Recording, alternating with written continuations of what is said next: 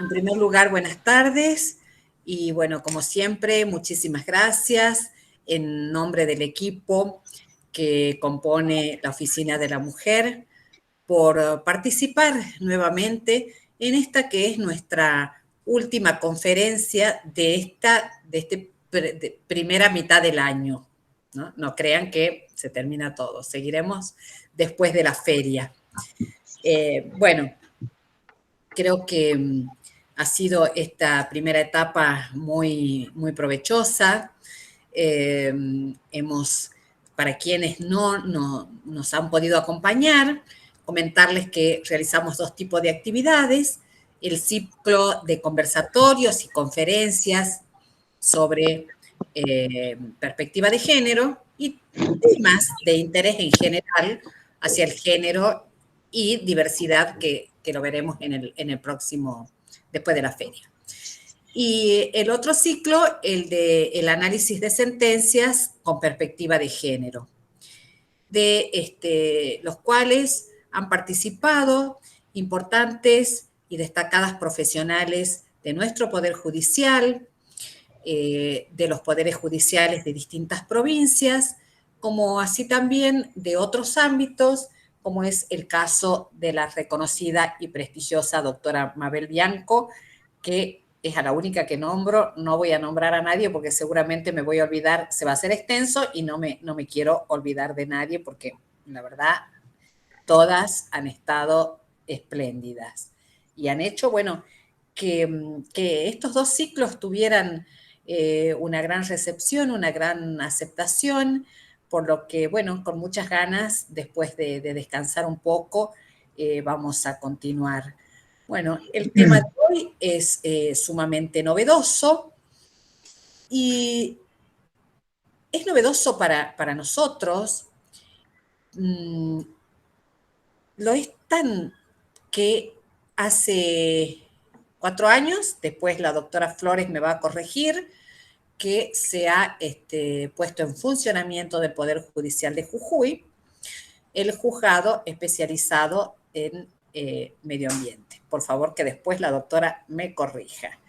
Y en cuanto al tema, que digo que es novedoso para nosotros, pero no lo es tanto para quienes fueron pioneras y pioneros en este tema, porque ya en el año 95, cuando se celebró la cuarta conferencia de mujeres en Beijing, China, este tema de mujer y medio ambiente ha sido considerado como uno de los 12 puntos sobre los que había que hacer hincapié y ponernos en acción dentro de lo que es la declaración y la plataforma de acción de Beijing.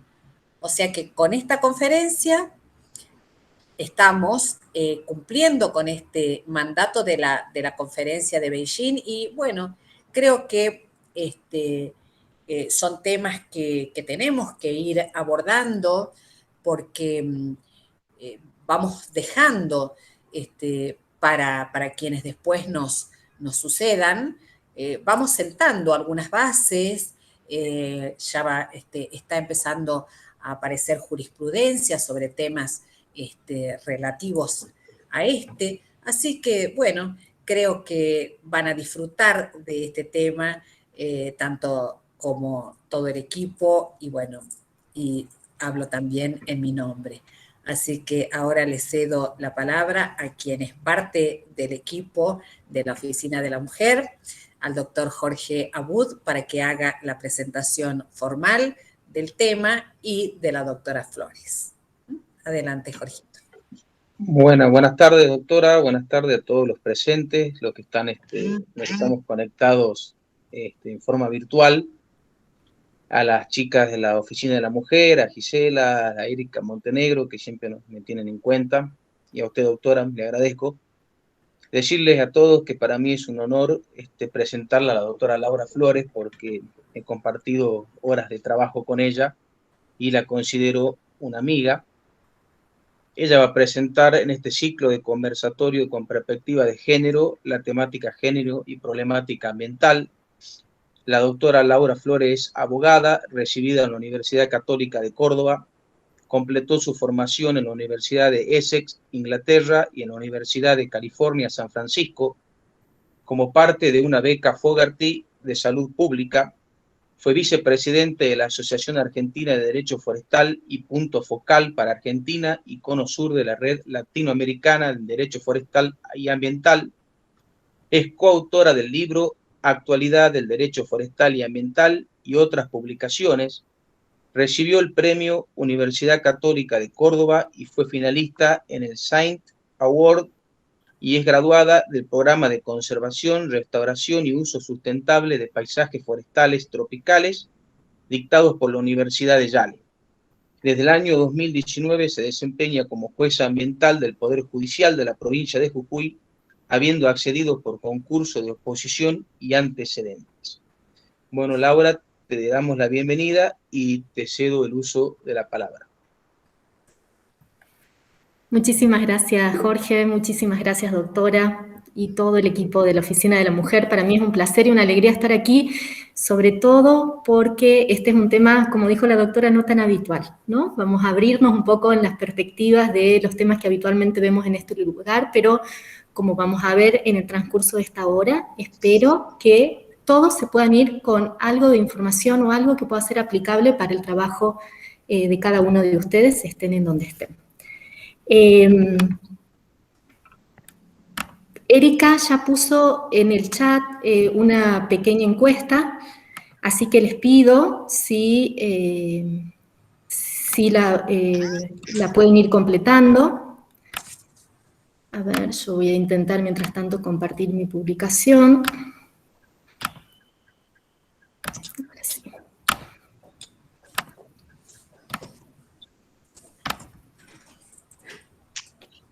Bien. En el día de hoy, esta es más o menos la hoja de ruta que vamos a tener. Primero vamos a hacer un pequeño juego con esta encuesta que pusimos recién, y después vamos a hablar de cómo se conecta el género al ambiente, cómo se accede de forma diferencial a los recursos naturales, la vulnerabilidad de las mujeres y niñas en catástrofes ambientales y climáticos. Un poco vamos a referirnos a la violencia de género en contextos problemáticos ambientales, y finalmente vamos a hablar brevemente sobre cómo contracara el poder de las mujeres. Así que los invito a entrar a esta encuesta, entrar al link que se manda por chat. La encuesta es anónima, así que traten de adivinar. Esto es simplemente a los fines de que podamos ver algunos números y empezar a introducirnos en este tema que es tan interesante. Veo que ya varios han empezado a dar los resultados, así que ahora vamos a ir pregunta por pregunta, así empezamos a ver cómo nos fue con las respuestas. La pregunta número 1 era: ¿en cuántos países tienen las mujeres los mismos derechos legales que los hombres para el acceso y la propiedad de la tierra? Habían varias opciones, y la respuesta correcta es 28. Vamos a ver más adelante que en varios países las mujeres solamente pueden tener acceso a la tierra de la que dependen para obtener alimentos a través de su relación con un pariente varón, ¿no? Esto pasa en muchos países, solamente hay 28 en los que esto no sucede. Cuando las mujeres tienen derecho a la tierra, mejora su estatus y tienen mejores posibilidades para cuidar de sí mismas y de su familia, ¿no? Así que este es el primer punto introductorio que les quería mostrar, y después a lo largo de la charla vamos a ir dando detalles de qué significa esto. La siguiente pregunta se refería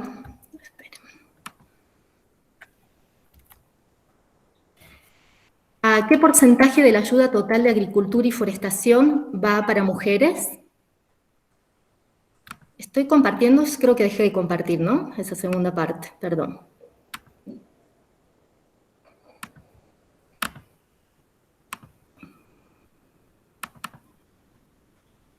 Esta segunda pregunta, ahí la ven, ¿no? ¿Qué porcentaje de la ayuda total de agricultura y forestación va para mujeres? Muchos de ustedes acertaron. La respuesta correcta es el 10%. Los servicios de extensión agrícola que dan herramientas y tecnologías para que las mujeres puedan tener un acceso mejor a la tierra y puedan desarrollarla de mejor manera, solamente accede al 10%, el 10% de esas ayudas se otorga a las mujeres. Esto obviamente genera una gran dificultad, que es uno de los temas sobre los que vamos a seguir tratando. Y finalmente la tercera pregunta que habíamos hecho es, ¿qué porcentaje de las personas muertas en el huracán Katrina y en el tsunami asiático eran mujeres? Esto, por supuesto, es una aproximación.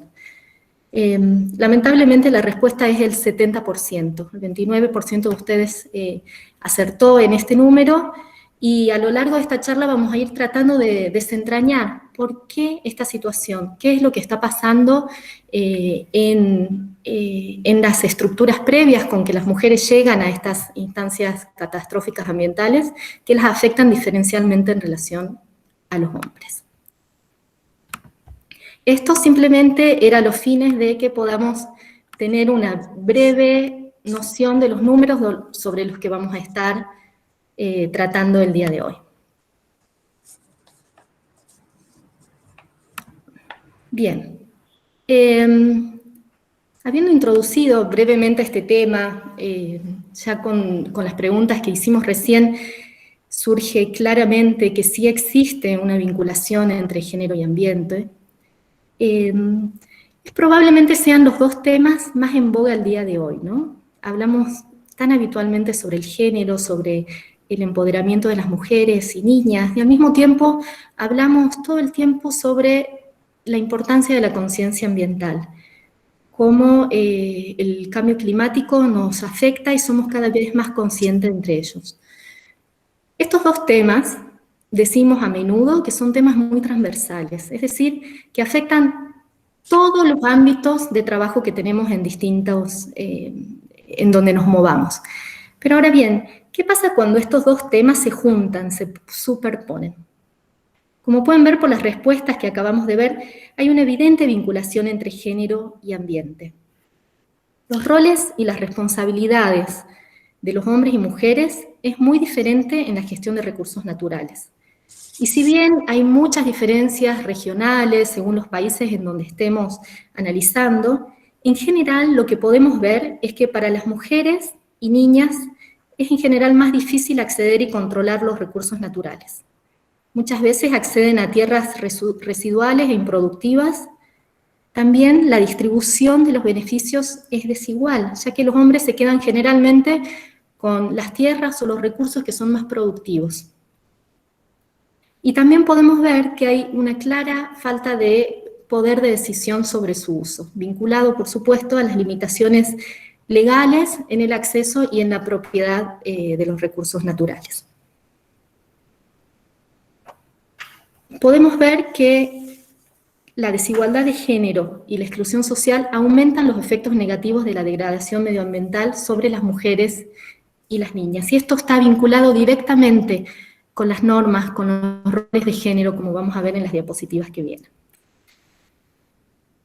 Vamos a hacer ahora una breve referencia a cómo estos temas han sido tocados en acuerdos y compromisos internacionales a lo largo de los años. La doctora Altamirano recién hizo referencia a uno de los hitos probablemente más claros sobre esta temática, que es el Acuerdo de Beijing, pero en esta diapositiva ustedes pueden ver cómo esta temática viene siendo tratada desde el año 1979, pero con una creciente conciencia, diría yo, donde cada vez más tenemos claro cómo estos dos temas se interrelacionan y cómo solucionar uno no puede lograrse totalmente si no solucionamos el otro. Aquí pueden ver los porcentajes de respuesta que muestran la utilidad de asentar un trabajo género responsable. Doctora, disculpa, sí, pero no están corriendo las diapositivas. No sé si a todos les pasa lo mismo. Estamos en la misma. ¿En serio? Sí, no importa. Si ¿En no, cuál están? En la que ya ahora dejaste de compartir, pero estábamos en la de vínculos, en la de los dos cuadritos de colores. Bien. Ahora voy a volver a compartir a ver qué pasó.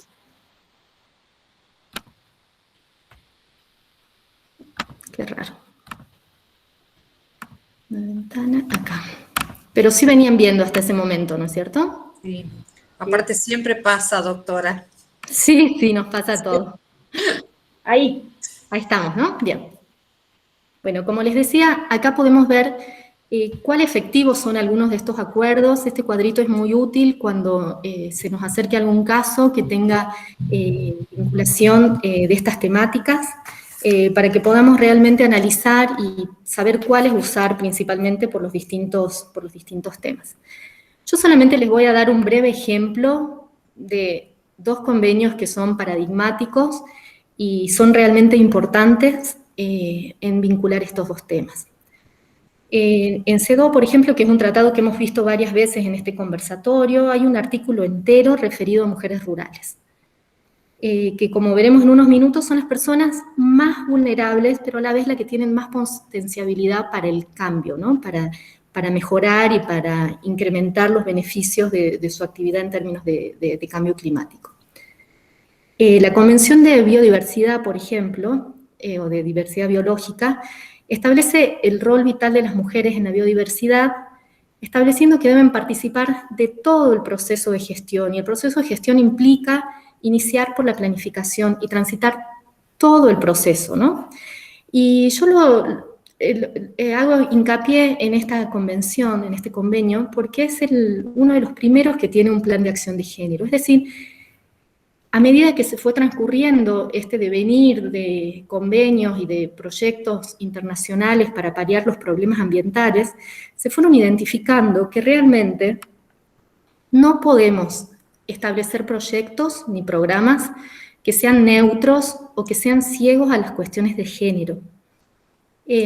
Esto es realmente algo que se ha marcado mucho en los últimos años y en donde podemos ver que realmente los programas internacionales que no han dado debido interés o no han tenido debidamente en cuenta cuál es la problemática de género que está en el lugar en donde hay este problema ambiental, generalmente no han logrado alcanzar los objetivos o han tenido serios problemas en su implementación.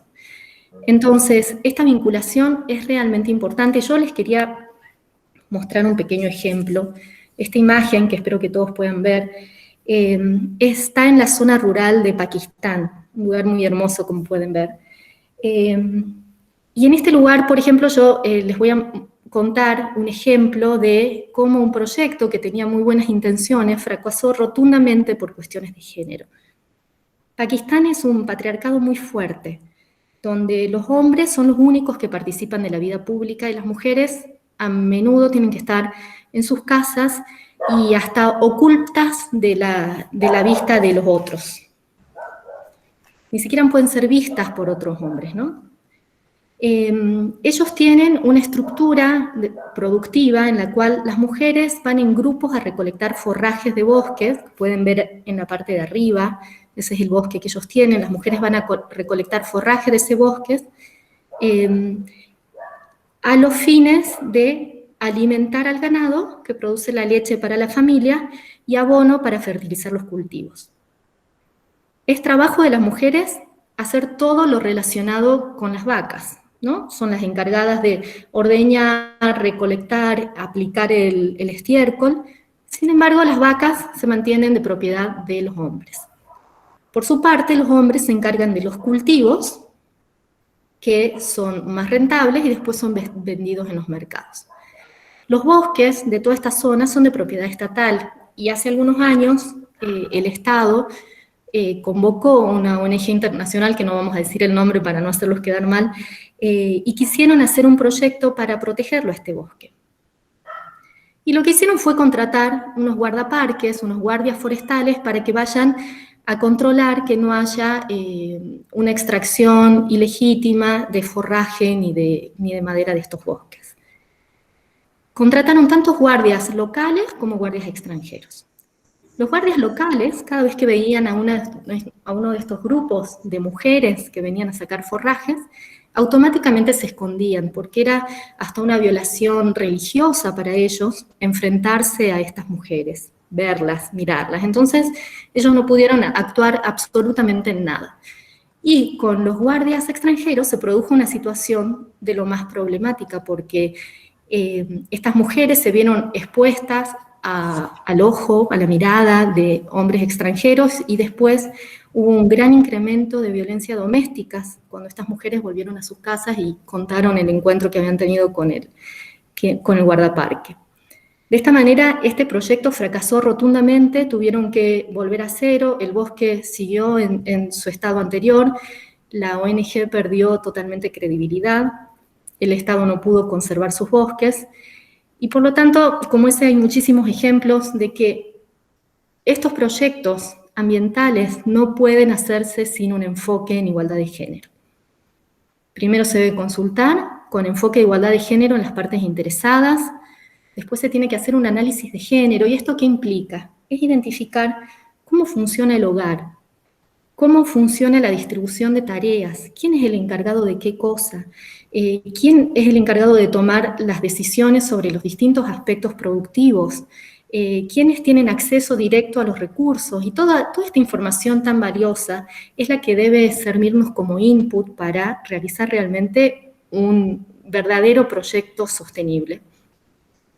Y finalmente, y también muy importante, es posteriormente hacer un seguimiento y una evaluación con enfoque de igualdad de género, ¿no? En donde podamos ver que el impacto del proyecto no ha sido negativo en términos de género. Hemos visto muchos proyectos que por tratar, por ejemplo, de evitar, por ejemplo, la tala de ciertos árboles, generan conflictos dentro de las familias que implican un incremento muy grande en la violencia doméstica, y a veces por supuesto no son resultados queridos por los que hacen el proyecto, pero no haber sido evaluados inicialmente, no se consideraron.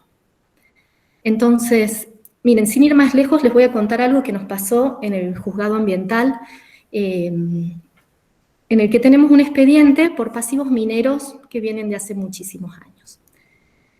La comunidad se presentó a través de su presidente, del presidente de la comunidad, que es un señor, y solicitó que se remedien esos pasivos mineros que estaban hace muchos años. Cuando el equipo técnico del juzgado se dirige a territorio a hacer una inspección ocular, se encuentran con algunas mujeres que les dicen que no estaban muy convencidas de esta remediación que nosotros proponíamos hacer, y que ellas querían que las rocas se mantengan tal como están, que ellas pensaban que eso hasta les generaba ciertos beneficios para sus cultivos y sus animales. Y en ese momento a nosotros nos sirvió como disparador, nos dimos cuenta que nosotros no estábamos escuchando la voz de las mujeres. Y nos sirvió como disparador, y ahora estamos trabajando en armar un protocolo participativo para las pericias, en donde nos aseguraremos que la voz de las mujeres sea realmente escuchada, y estamos estableciendo algunos requisitos, como que, por ejemplo, los grupos que acompañan a las tomas de muestra estén integrados tanto por hombres como por mujeres, y que en las reuniones informativas o de seguimiento poder asegurar la presencia de las mujeres. Esto es como para darles un ejemplo de cómo el género realmente está atravesando toda la cuestión ambiental y no puede ser ignorada, ¿no? Ser ciego a los problemas de género, o a las situaciones, o al statu quo de género en cada una de las regiones, realmente genera una situación de vulnerabilidad de los mismos proyectos. Ahora, brevemente, vamos a ir al segundo tema del que íbamos a hablar, que es cómo es diferencial el acceso de los hombres y de las mujeres en relación a los recursos naturales. Pueden acá observar en esta diapositiva un chiste de Quino, que es bastante real. A menudo en estas temáticas ambientales, lo que nos puede suceder es que imaginamos que lo realmente problemático pasa en lugares alejados, pensamos en África, pensamos en el sudeste asiático, donde hay una vulnerabilidad muy ampliada de las mujeres, y que nosotros, en lugares como Latinoamérica, no tenemos normativas tan limitantes para el acceso a las mujeres, ¿no? Esto es algo que uno habitualmente puede llegar a considerar. Sin embargo, les quiero mostrar este gráfico que ilustra cómo se distribuyen los propietarios agrícolas por sexo en América Central y del Sur, y aquí pueden ver los números de Argentina, en cuales más o menos el 20%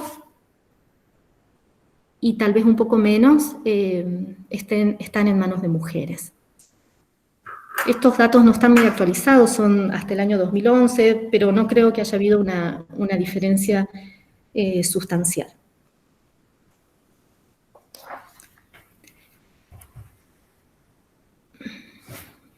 Vemos, no podemos explicar esta diferencia a través de nuestras leyes, ¿no? Sino que la explicación de esta discriminación contra las mujeres es silenciosa e histórica. ¿Cuántas historias conocemos de hijos varones que se quedan con la totalidad de la herencia o de tierras puestas siempre a nombre de los varones, salteando a las mujeres? Y el resultado es que tenemos un paradigma muy parecido a lo que estamos viendo acá. Resulta claro que esta falta de acceso, control y beneficio sobre los recursos naturales que sufren las mujeres en todo el mundo es algo muy constante que podemos observar a través de todas las regiones, por supuesto con sus bemoles y sus características especiales. Las mujeres a menudo no tienen acceso a las mejores tierras, sino que las tierras dejadas para que las mujeres trabajen suelen ser las tierras residuales, las tierras accesorias, que a veces no tienen mejores accesos o no tienen riego, y por supuesto no tienen ningún tipo de participación en la planificación de esas tierras. Como vimos en el ejemplo de Pakistán, los hombres acceden a los cultivos más rentables y dejan a las mujeres a esas otras tierras que se usan solamente a los fines domésticos. Y por otra parte, no tienen acceso a algo que es muy importante, que son los conocimientos necesarios, las herramientas, y sobre todo no tienen acceso a las líneas de crédito que puedan ayudarlas a volver a esa tierra más productiva. Esto que podemos ver como una limitante tan grande, por otra parte también es una de las oportunidades más importantes que tenemos en términos de cambio climático para fortalecer a este sector de mujeres rurales, de mujeres que cultivan su propia tierra, pero por todas estas características de desigualdad no pueden producir lo que realmente podrían o estarían en condiciones de hacer. Por otro lado, también vemos que en general las mujeres no son dueñas de sus propias tierras. No pueden acceder a los títulos legales correctos y muchas veces se encuentran en posesión simplemente por la situación o la vinculación que tienen con hijos, hermanos o padres. Hace poco veíamos como, por ejemplo, en Jujuy, en dos leyes que fueron muy importantes, que fueron la ley de Lancitas y la ley de diques, en estas leyes se identificó una serie de propietarios que debían ser reconocidos por no propietarios, sino poseedores que el Estado reconocía y a los que se les debía entregar la tierra. Claramente el listado de todos esos poseedores son todos varones, o la mayoría son varones. Y cuando vamos a territorio nos encontramos que esa no es la realidad. Las mujeres son las que viven muchas veces en esos lugares sin tener derechos, sin tener los títulos legales para realmente poder demostrar esa participación. Todo esto que vemos, todos esos problemas de acceso, de control y de beneficio, generan una situación de vulnerabilidad muy grande para las mujeres, que después es muy difícil de superar y que las pone en una situación de gran fragilidad ante el cambio climático y otros eventos. Ahora, como pueden ver en una de las partecitas, no hablé todavía de los conocimientos. Si bien todo esto que estuvimos hablando implica cuestiones negativas hacia las mujeres, lo que sí es real es que las mujeres en general se ha demostrado que tienen un mayor conocimiento vinculado a los temas alimenticios y de salud de todo lo que sea recursos naturales. Hay algunos estudios que identifican que las mujeres indígenas de la Amazonía pueden identificar hasta un 80% más de especies vegetales y animales que sus pares varones. Y esto es algo que hemos visto en muchísimos lugares que además las mujeres funcionan como transmisoras de conocimiento, como las que tienen el cúmulo de información valiosísima sobre las hierbas, los alimentos y demás cuestiones vinculadas a los recursos naturales. Como pueden ver, esto está lleno de oportunidades para que podamos seguir avanzando y podamos realmente identificar las medidas ambientales correctas para que esto pueda ser cada día mejor. Ahora bien, hablamos ya entonces de las dificultades de acceso de las mujeres, de control, las dificultades legales para acceder a títulos que les permitan sostener esas tierras. Ahora quiero brevemente referirme a qué es lo que pasa con el riesgo de desastres e impactos del cambio climático. Como vimos al principio, con los números que mostramos, las mujeres resultan afectadas desproporcionadamente por los efectos del cambio climático, que pueden ser sequías, inundaciones, taludes, aludes, diversos motivos, y también por otras contaminaciones, como ser residuos o contaminaciones químicas. Generalmente las mujeres y los niños, y particularmente las niñas, están más marginadas por los roles establecidos socialmente, falta de acceso a conocimientos y falta de acceso a los medios de transporte y en general a los derechos. Y esto se refleja en una especial vulnerabilidad. Las mujeres y niñas también están más expuestas por varios motivos que vamos a ver ahora, a continuación, son más sensibles a los impactos negativos del cambio climático y tienen menores posibilidades de adaptación.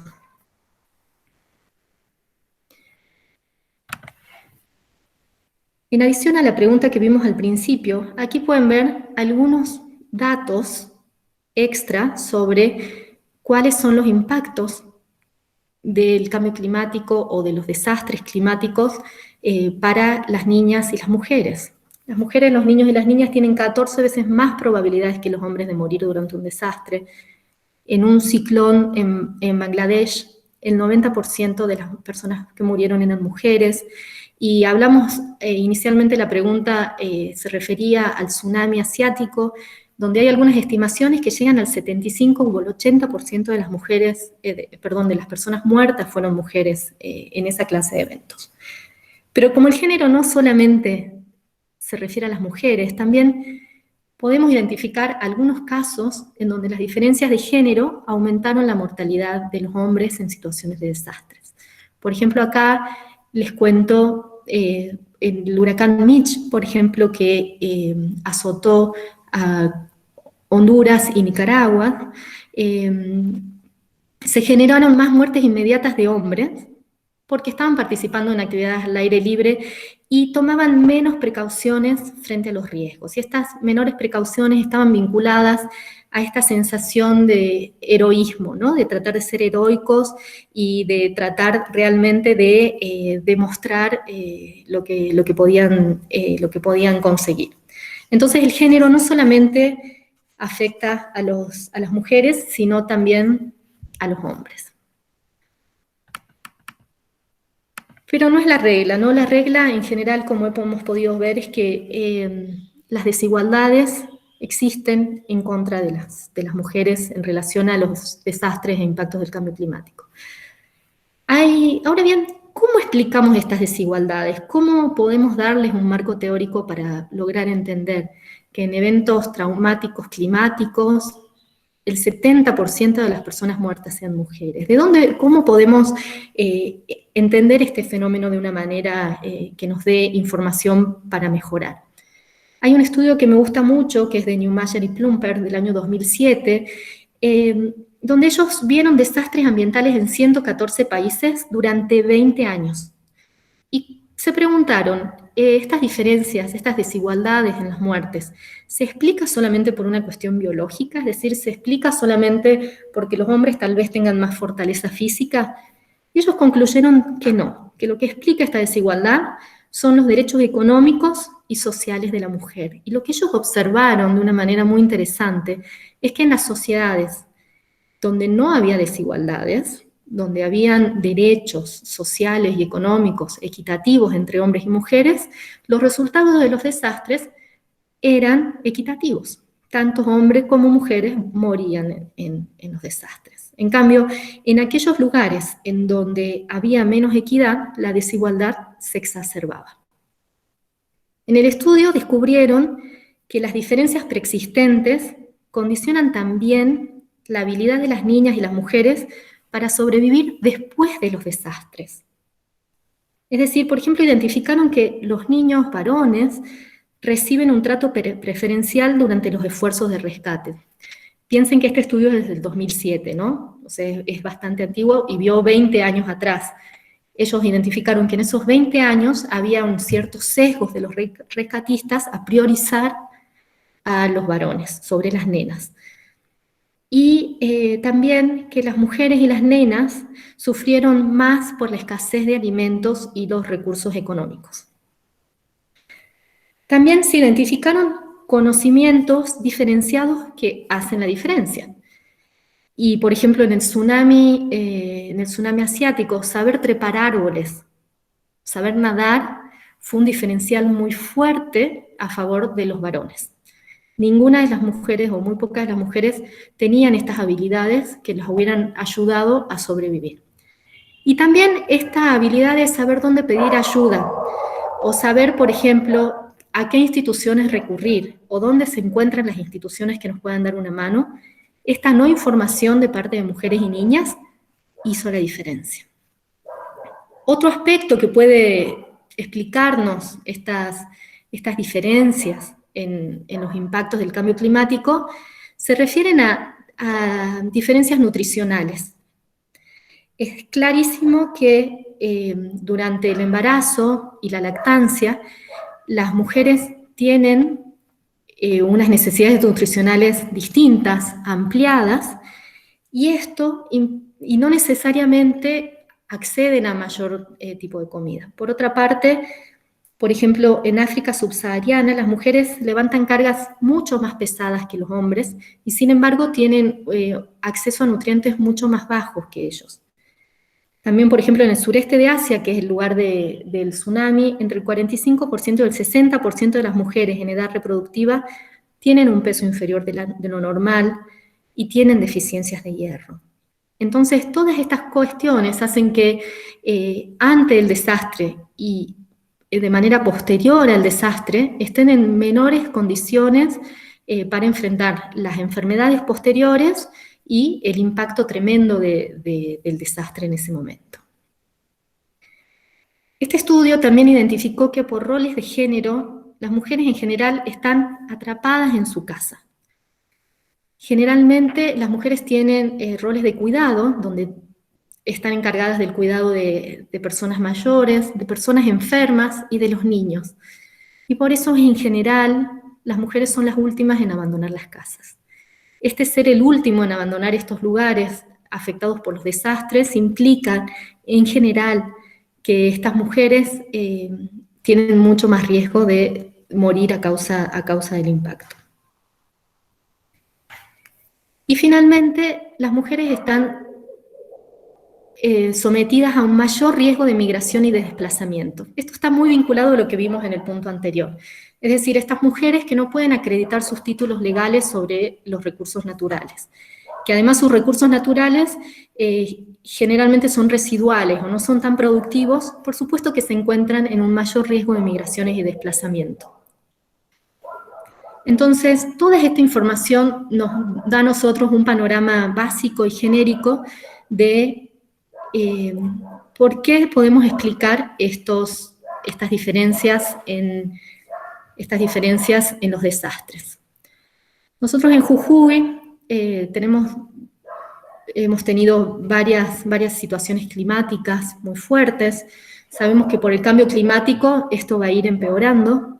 El cambio climático justamente tiene el efecto de generar sequías más largas, inundaciones más severas y cuestiones vinculadas a estos temas y sumados a ellos algunos procesos de deforestación pueden implicar podemos tener en la provincia. Sumado a eso, se espera que en la provincia de Jujuy sufra mucho el incremento de temperatura en los próximos años, con lo cual se espera que haya un gran incremento de sequías. A nivel local tenemos muy pocos datos. Yo para esta presentación estuve buscando datos sobre cómo habían afectado tanto el alud de Volcán de 2017 y de Palmasola del 2001, cómo habían afectado a las mujeres, y la verdad que ni siquiera las instituciones, ni de salud, ni de seguridad, tienen esta información.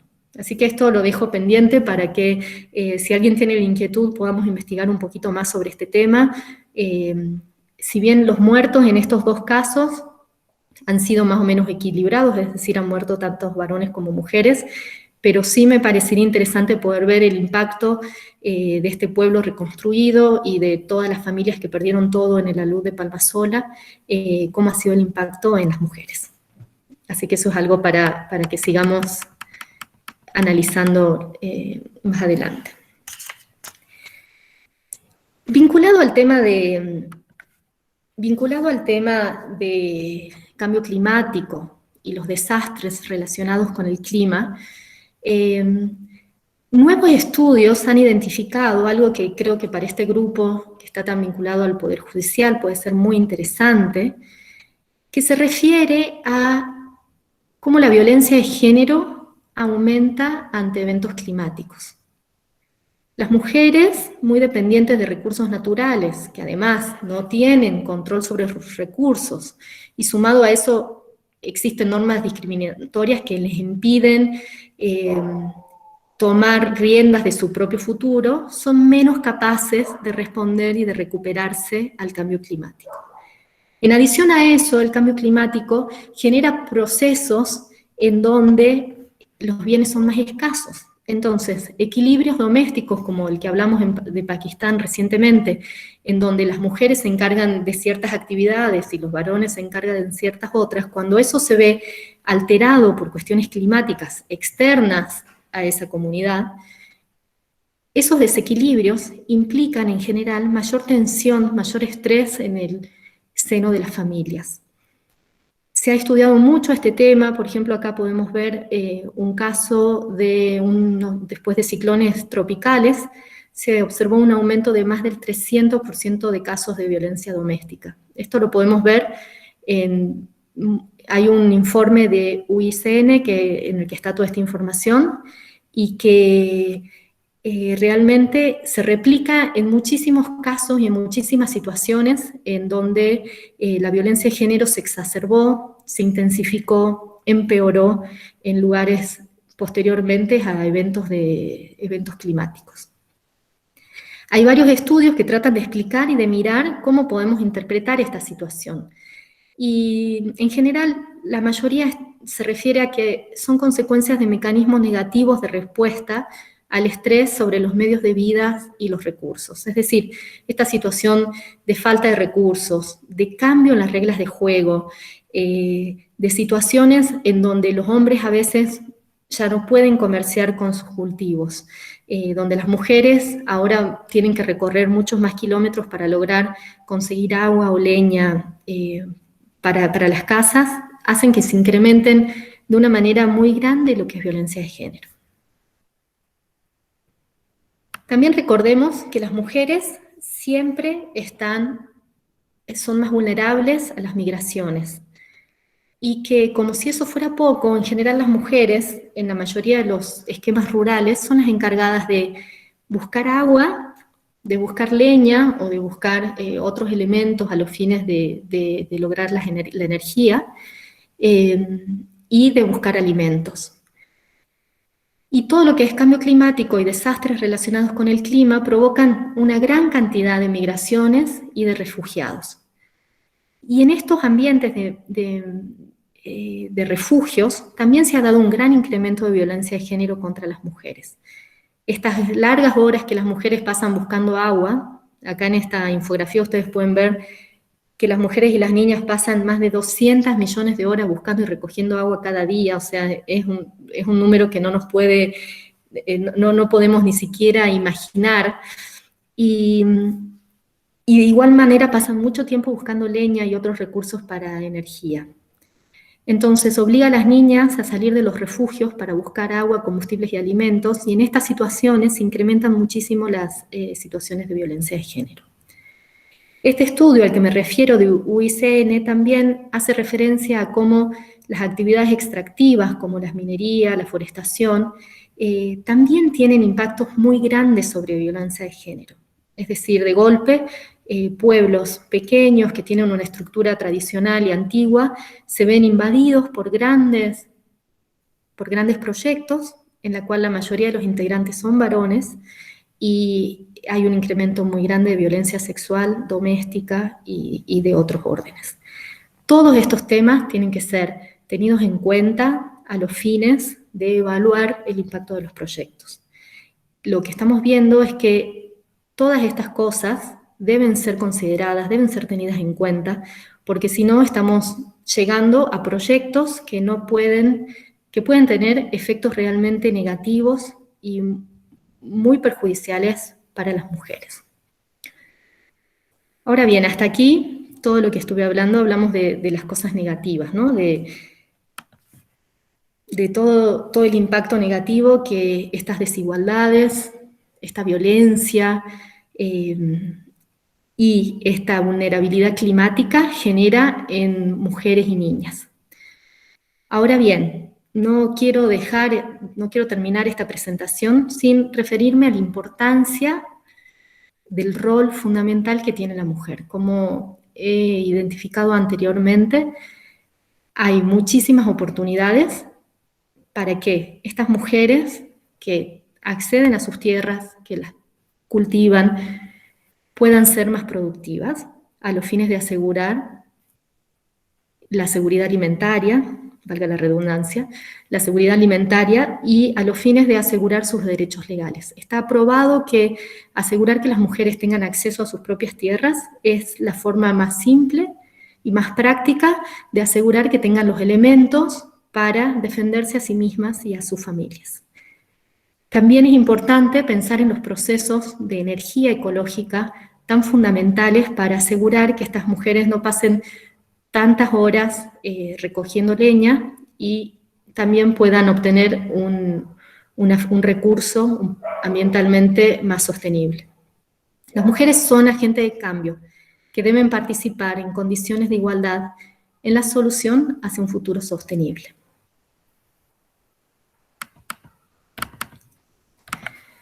Eso fue todo. Muchísimas gracias.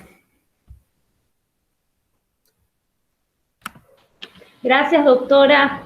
Yo voy a abrir un ratito, algunos minutitos para quienes quieran hacer preguntas, que las hagan a través del chat, así las vas respondiendo. Bueno, perfecto. Alguno que quiera levantar también la mano, lo puede hacer y abre el micrófono y pregunta.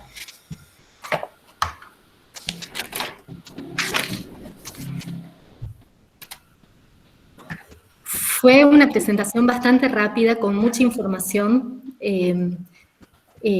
así que espero que no se hayan sentido muy abrumados por tantos números. Excelente, doctora. Doctora Altamirano, ella siempre tiene una pregunta, a ver. A ver. Esta vez algunas reflexiones. Estoy tomando nota. Bueno, antes de eso, quiero felicitar a la doctora, la jueza María Laura Flores, por la claridad en la exposición, por la importancia del tema y, bueno, que estuvo muy por arriba de las expectativas de todas quienes componemos este equipo. Así que 1000 felicitaciones. Y bueno, esta vez tal vez salga alguna pregunta, porque obviamente no soy muy idónea en el tema, si bien, bueno, uno lee de todo un poco, pero bueno, me gusta hacer algunas, en este caso, para reflexionar sobre algunos temas. La doctora habló de un porcentaje que francamente no lo conocía, que es en Latinoamérica, el tema de la propiedad o de la tierra, que solamente el 20% está en manos de mujeres. Yo la verdad que ese dato no lo conocía y me puse a pensar, digo, bueno, ¿cuánto falta aún por hacer? Porque si nosotros pensamos en el Código Civil velezano, en el que se estableció la incapacidad relativa de la mujer y que estaba bajo la representación del marido y por ende no podía hacer, bueno, todo lo que ya saben, no hace falta que les comente, pero entre estos ser propietarias, y si eran propietarias, cuando se casaban, tenían la administración quedaba a manos del marido, y si enviudaban, quedaba en manos de los hermanos mayores o de los hijos mayores. Y respecto a las solteras no existían porque la mujer que se quedaba soltera iba al convento, o sea que la mujer no era propietaria. Y esto fue en el año 1869, desde, por lo menos de lo que se tiene registro, que es cuando se sanciona el Código Civil. Y la verdad que escuché recién este porcentaje del 20%, y bueno, qué lejos que estamos de la paridad en este tema, propiedad de la tierra. Era, bueno, en ese punto, hacer esta reflexión que francamente me asombró.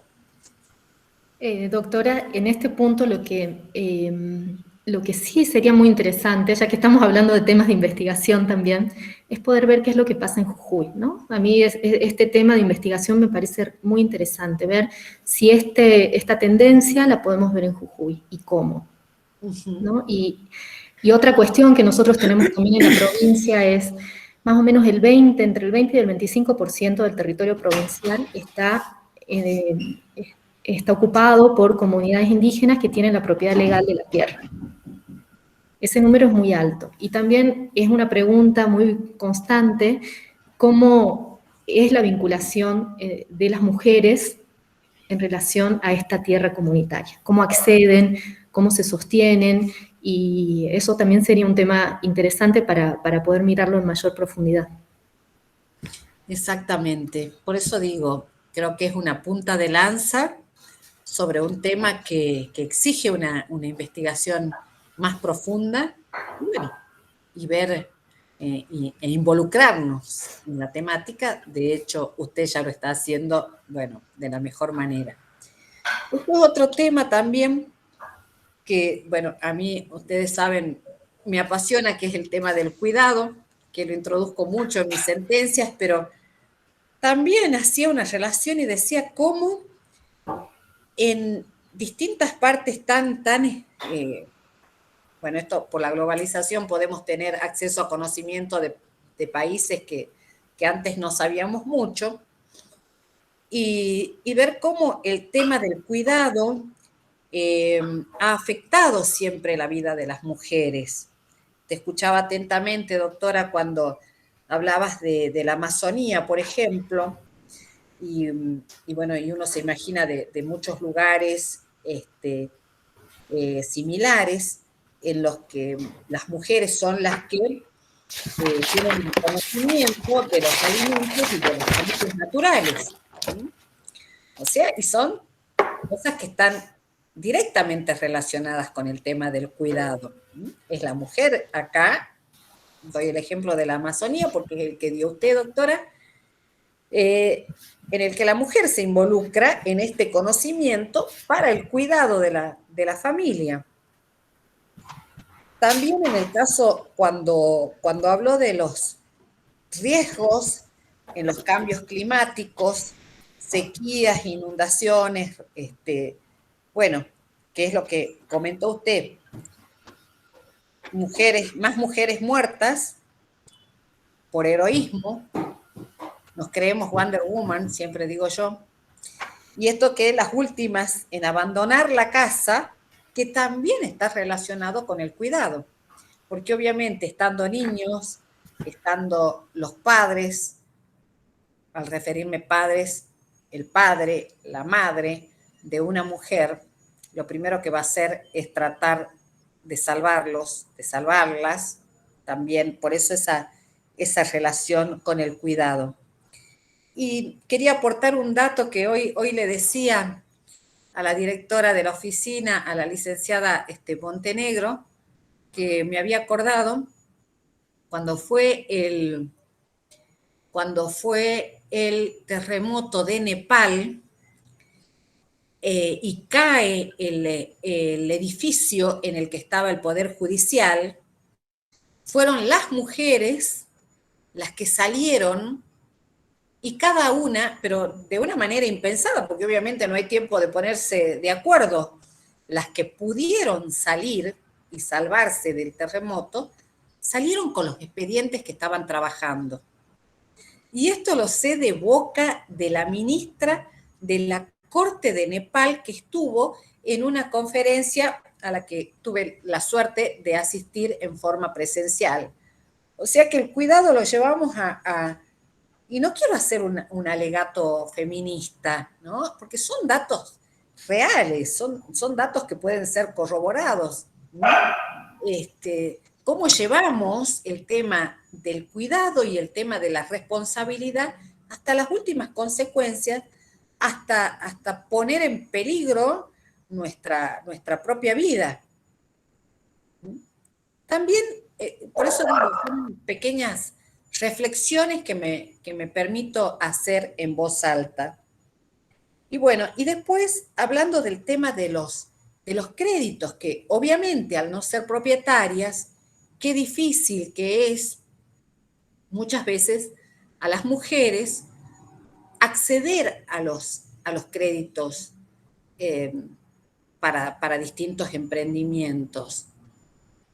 Cuando las mujeres, también por eso, vuelvo a pedir perdón, no estoy haciendo un alegato feminista, estos son datos extraídos de la realidad, como los ha traído usted, bueno, da la casualidad algunos que los conozco, que es el tema de los microcréditos que se dieron hace algunos años en Bangladesh, por Muhammad Yunus, que después fue premio Nobel precisamente por estos microemprendimientos, y los estudios demuestran que las más pagadoras fueron las mujeres.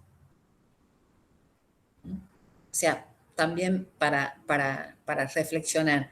Bueno, muchísimas cosas, pero no quiero abundar, sino decir cuántas aristas que tiene este tema para seguir investigando y seguir involucrándonos, porque sin lugar a dudas es un tema que viene cobrando fuerza y que lamentablemente va a seguir cobrando fuerza. Y digo lamentablemente porque va unido, como bien lo dijo usted, a desastres y a temas que no tienen nada que ver con cosas buenas que nos puedan pasar, sino todos los riesgos que va a significar este cambio climático que ya nos está azotando y asustando. Y bueno, así que bueno, así es, doctora. Estos pequeños aportes, bueno. Bueno, muchísimas gracias. No, al contrario. Aquí el doctor Abud está levantando la mano, a ver. Sí, yo quería hacer dos vivencias personales que tuve, que seguramente Laura se va a acordar. Yo lo viví en carne propia a la luz del volcán, porque fui una de las primeras personas que llegué en ese momento, cuando estaba a cargo de la defensa civil de la provincia, y me tocó evacuar la localidad de Bárcena y luego la localidad de Volcán. Y en el transcurso de la evacuación y en el transcurso de los días, las primeras horas, y me acuerdo de esa noche, si mal no recuerdo, creo que fue un 6 de enero de 2017, siempre cuando entrábamos al pueblo de Volcán en los vehículos apropiados, que era por lo general con el ejército argentino, los que evacuábamos eran mujeres y niños, que eran los últimos en abandonar la vivienda, y la trasladábamos a los centros de evacuación. La mayoría de las personas eran mujeres y niños. Eso por un lado con respecto a lo que la doctora Flores hablaba de los cambios climáticos y los desastres. Y también la doctora se debe recordar los momentos cuando yo viajaba a la Puna por la Corporación del Desarrollo de la Cuenca de Pozuelo, como delegado del Ejecutivo, trabajábamos siempre en mesas con productores hombres. Y me lo trajo a colación porque no recuerdo todo lo que era ley bovina y los contratos de pastaje con el Estado. Nunca nos sentamos con una mujer a tratar la financiación de los créditos o la posibilidad de hacer tranqueras y trazar el terreno para el pastaje de las llamas y la oveja. Nunca nos sentamos con una mujer. Y si bien las mujeres estaban y participaban en los encuentros, recuerdo que hacían el trabajo de hacer pastar a las ovejas o de trabajar en ese tipo, pero no sentarse nunca en la mesa de toma de decisiones. Me parece que es para tenerlo en cuenta lo que pasa en la provincia y cómo se podría eso ir modificando, ¿no? Sí, muchas gracias, Jorge, por los comentarios. Sí, yo creo que una de las cosas importantes de este tipo de conversatorios es poder tener conciencia de todas estas desigualdades de las que tal vez no hemos sido conscientes en el pasado.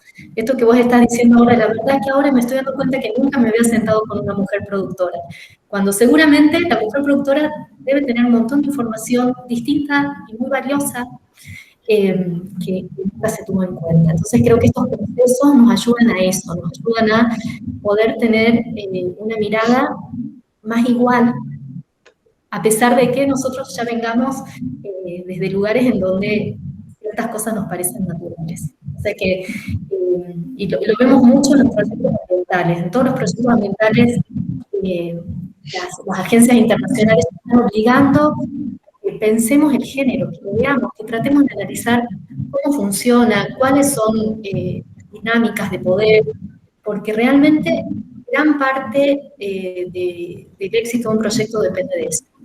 Así que, por favor, mil gracias. Sí, me acuerdo de esas cosas, me acuerdo. Aquí la doctora María Eugenia Sosa también está levantando la mano. Buenas tardes. Antes que nada, Laura, felicitaciones. Realmente muy claro tu relato, tu exposición de investigación, de las experiencias. Me interesó y me gustaría por ahí que nos cuentes cómo van a encarar el protocolo para actuar dentro de las causas, teniendo en cuenta la mirada, la perspectiva de género. Porque coincido con Jorge, en mi experiencia en la Fundación Siglo XXI y en ELA, nos ha tocado dar capacitación en Carinegua, que no queda muy lejos de acá, y en el momento en el que estábamos haciendo la capacitación, los caciques interrumpieron y suspendieron el encuentro porque estaba prohibido que ellas cantaran, se expresaran, y bueno, había una serie de barreras culturales que nos hicieron retroceder en el taller y tuvimos que replantearlo. La verdad que es interesante escuchar cómo sería este protocolo, cómo lo están planeando, porque hay barreras culturales, hay barreras sociales que hay que derribar y de la manera más, si se quiere, más amigable muchas veces, como para no entrar con los tapones de punta y no tomar medidas que por ahí van después en contra de las mismas mujeres. Así que eso me interesaría saber cómo van a actuar, ¿no? Cuál es el plan que tienen de acción. Gracias. Gracias, Eugen. Sí, es un gran desafío. Y justamente por las grandes diferencias culturales que hay entre las distintas comunidades, no estamos pensando en un protocolo genérico, sino que lo vamos a ir adaptando a los requisitos, a las condiciones, a las estructuras, a las dinámicas propias de cada una de las comunidades. Entonces, ¿cómo lo estamos pensando ahora?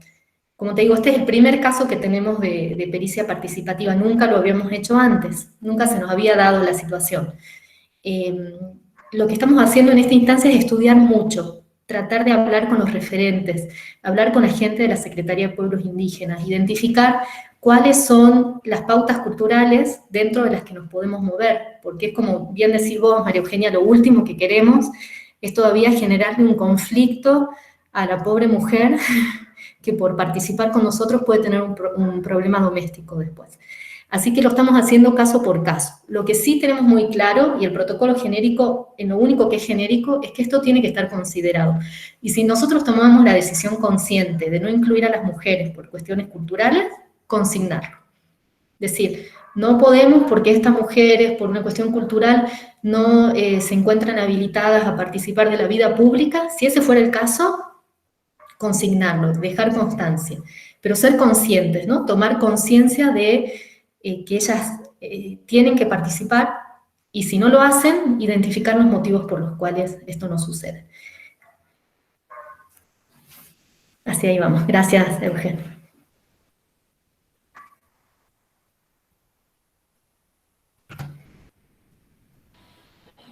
Bueno, doctora, hasta acá llegamos, no hay más preguntas. Si quiere leer el chat, todo el mundo Sí, escribe ahí, excelente exposición, la gente se quedó muy contenta. bueno. Así que, bueno,